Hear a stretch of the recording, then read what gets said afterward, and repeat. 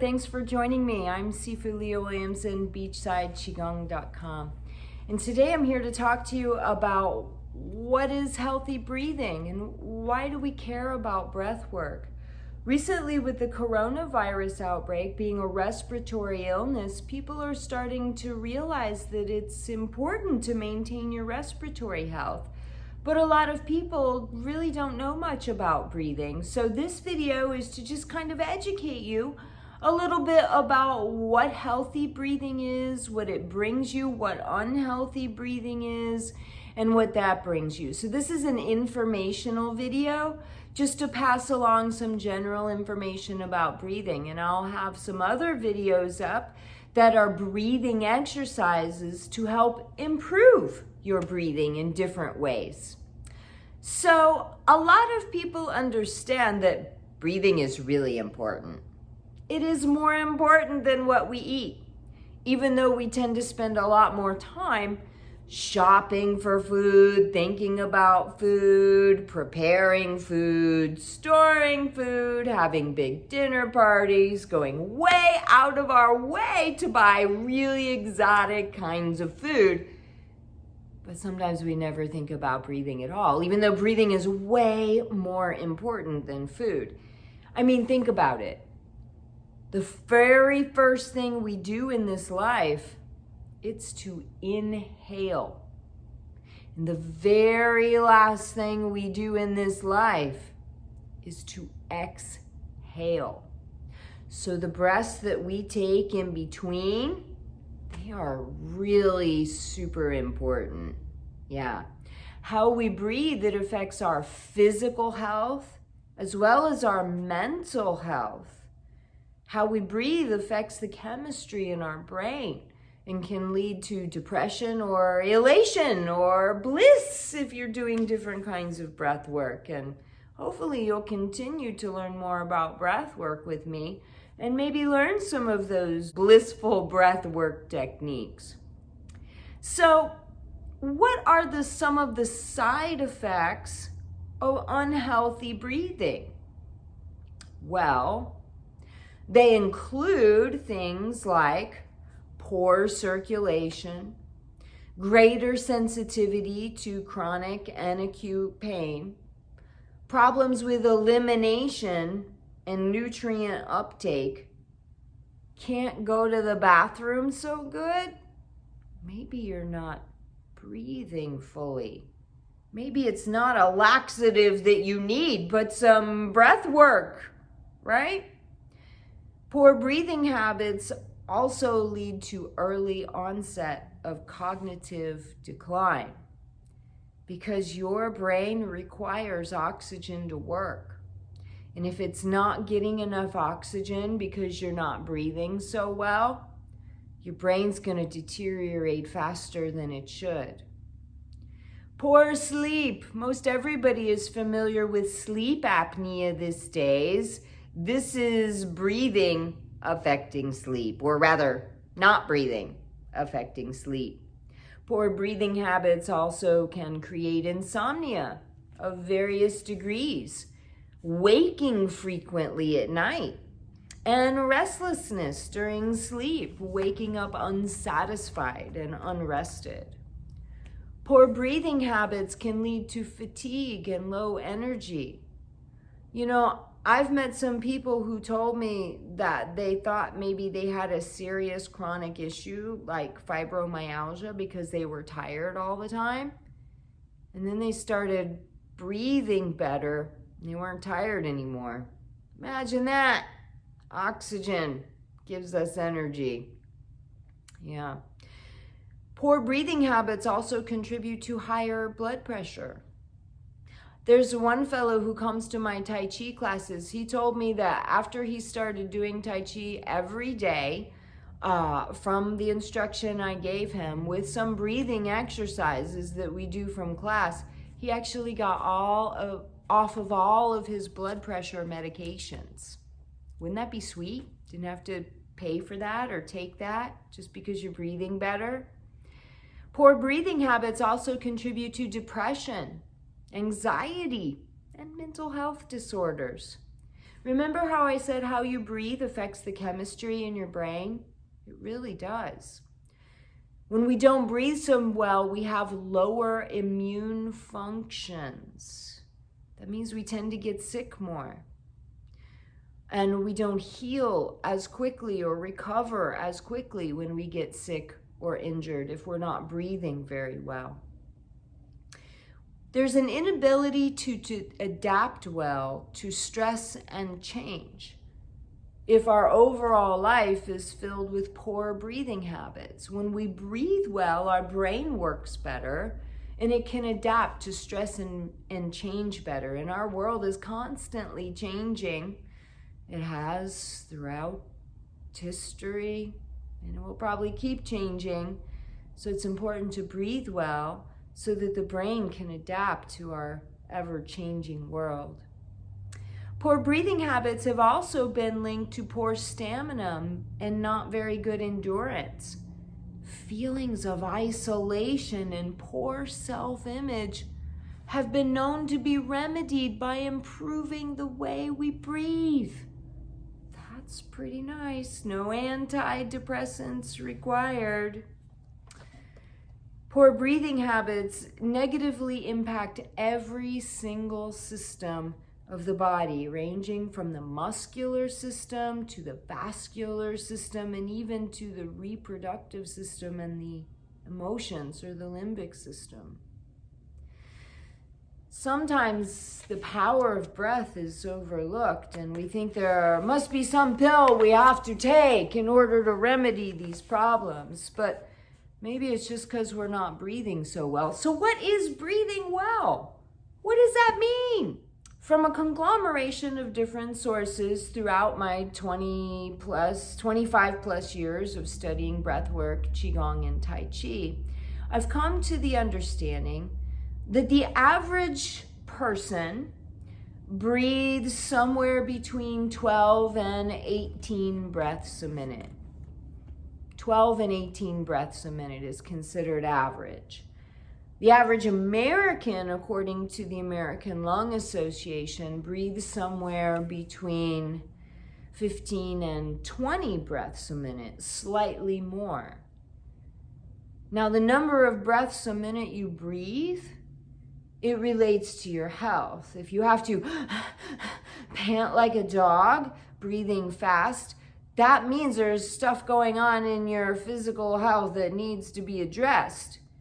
So typically, the slower you breathe, the healthier you are. In fact, there's research on breathing that indicates that the ideal breath rate is about 5 breaths per minute. That's really slow. When we slow down our breathing, we usually breathe deeper and we absorb more of the nutrients that come into us from the breath.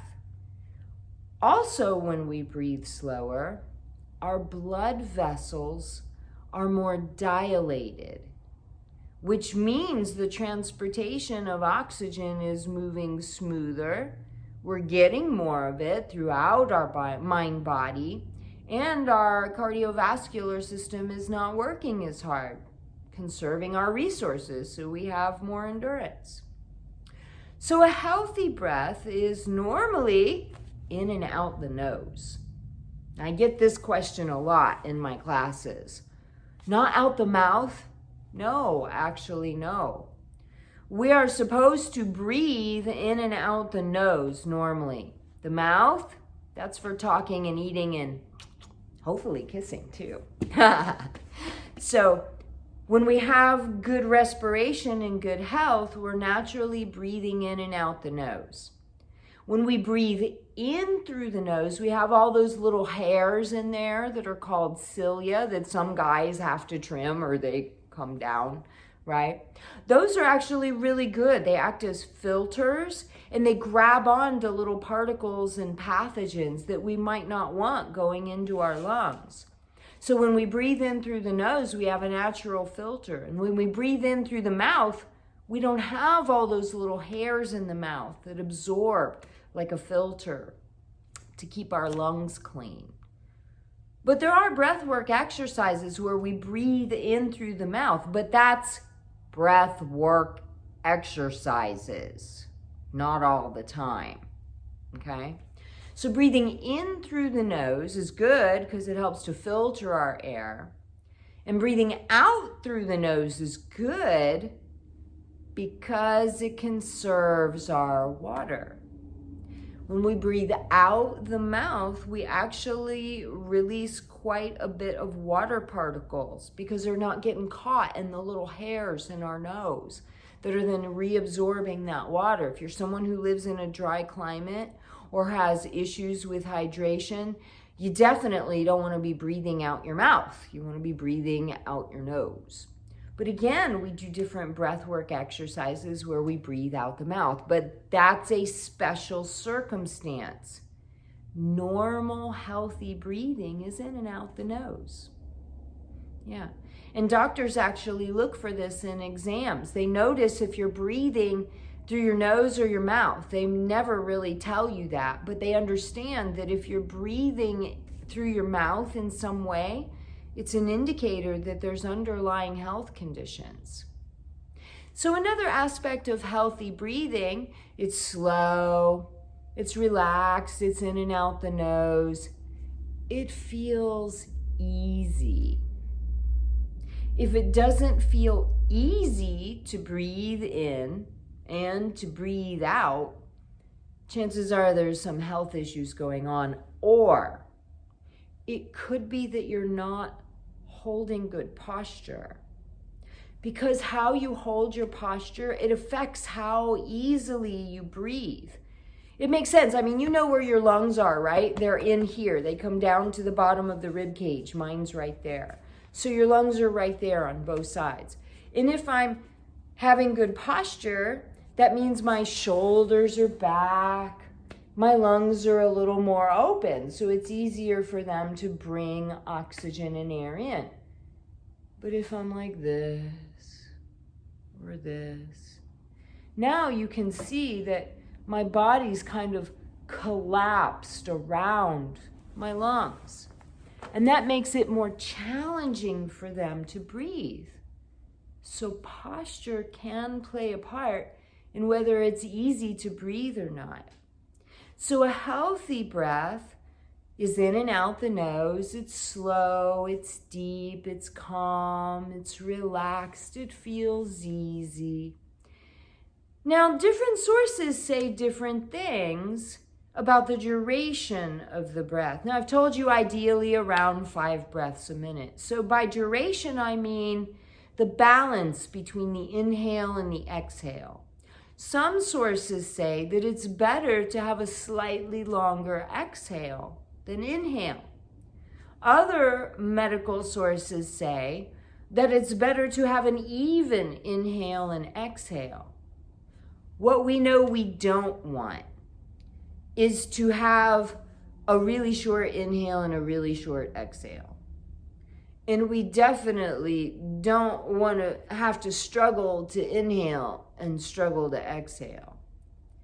And ideally, we don't stop breathing.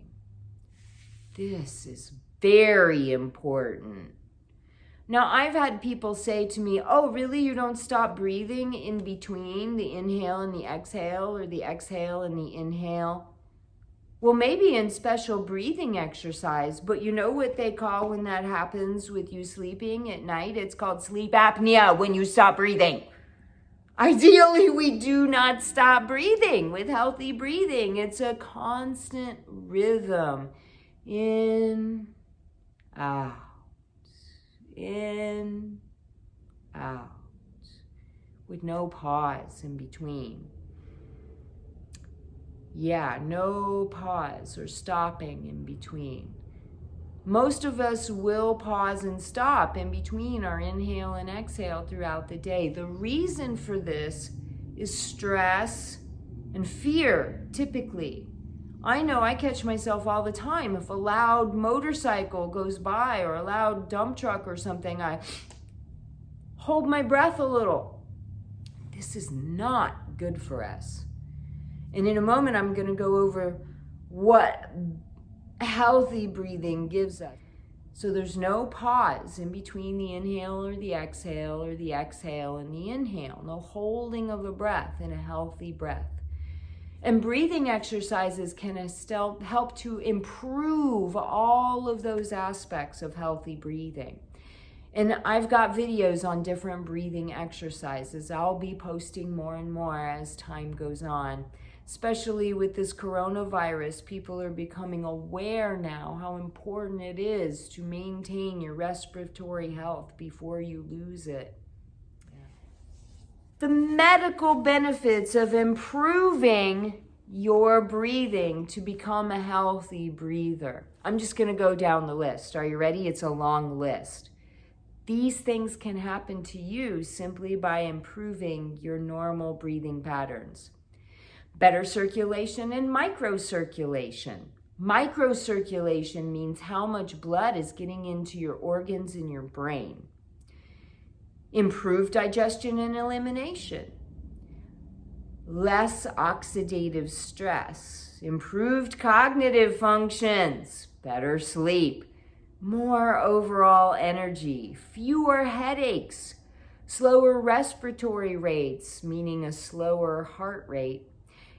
You maintain better blood pressure with healthy breathing habits.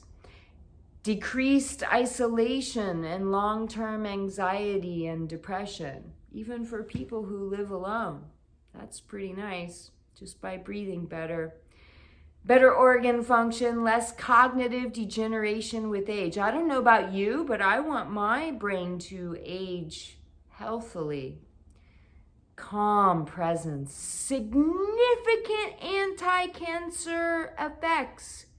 Maybe I should pause and talk about that. Most people are not aware of this. Oxygen kills precancerous cells. And if you have enough oxygen in your blood, it is much easier for your body to keep you from getting cancer. Yeah. If you do breathing exercises for no other reason, that's a great reason, don't you think, to breathe better? Yeah. Anti-cancer effects. Better endurance. Ability to better sustain overall wellness. Adapts well to stress with better breathing habits. Here, let's get a little sciencey. With better breathing habits, we release neuropeptides, helping to regulate numerous autonomic functions like nutrient uptake. Metabolism works better. Learning capacity increases, memory function increases, and reproductive functions increase. Let's be serious. Loss of libido can be corrected with some breathing exercises? Wow! That's pretty cool information. Because breathing affects every single system in your mind-body. It's really important. And most people also are familiar with one muscle of respiration called the diaphragm muscle, but they don't really know anything about it. So here, just a little bit more for you before we wrap up this informational video about breathing. The diaphragm muscle is the largest muscle of respiration. I haven't looked it up, but I'm pretty sure, if I recall correctly, there's actually 27 various muscles that are involved in just breathing. Not moving, just breathing, right? Requires 27 different muscles. But the biggest one is the diaphragm muscle. What is the diaphragm muscle? So the diaphragm muscle is kind of like a pancake, but it's domed like this. It's kind of shaped like this, flat but a dome structure. And it adheres to the bottom of your rib cage. It cuts through your body like this on what we would call the transverse plane, this plane. the transverse plane. So it's flat like a pancake and it's right there. And your lungs rest on top of it. And when we inhale, the diaphragm goes down, and that allows oxygen to get sucked into the lungs like a vacuum.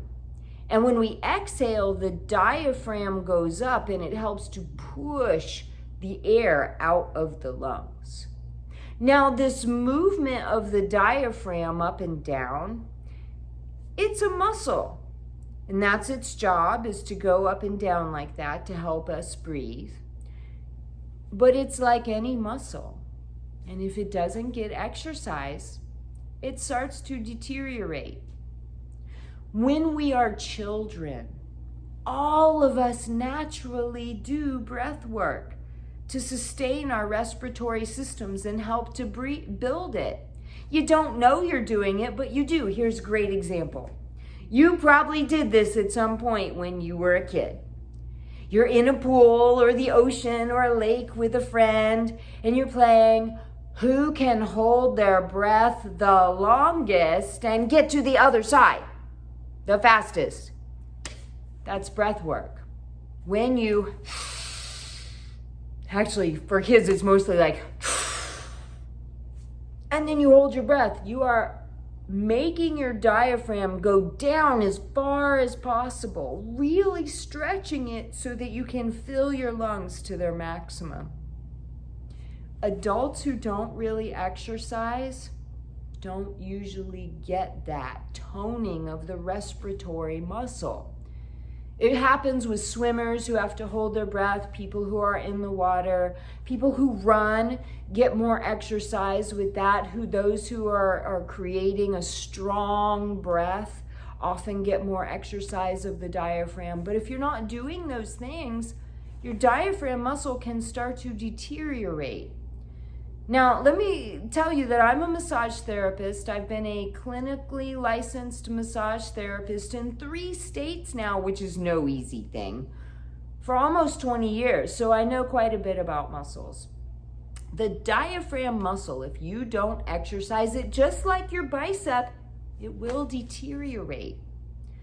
So as adults, if we're not running, if we're not swimming, if we're not surfing like me out in the water where you have to hold your breath or use your breath really intensely in some way, we need to be doing breathing exercises to keep that diaphragm toned. It's more important than the other respiratory muscles. Here, let me tell you how important it is. Medical research indicates that if your diaphragm muscle loses its range of motion, it doesn't go as far, even just 1/8 of an inch, you will very slowly start to die. 1/8 of an inch of difference in the range of motion of that muscle is the difference between life and death. Because breath is life and death. So that's the information that I have for you. Thank you for joining me, and for joining me in the other videos where we're actually doing some breathing exercises to help keep our respiratory function strong so that we all escape the coronavirus, right? Thank you.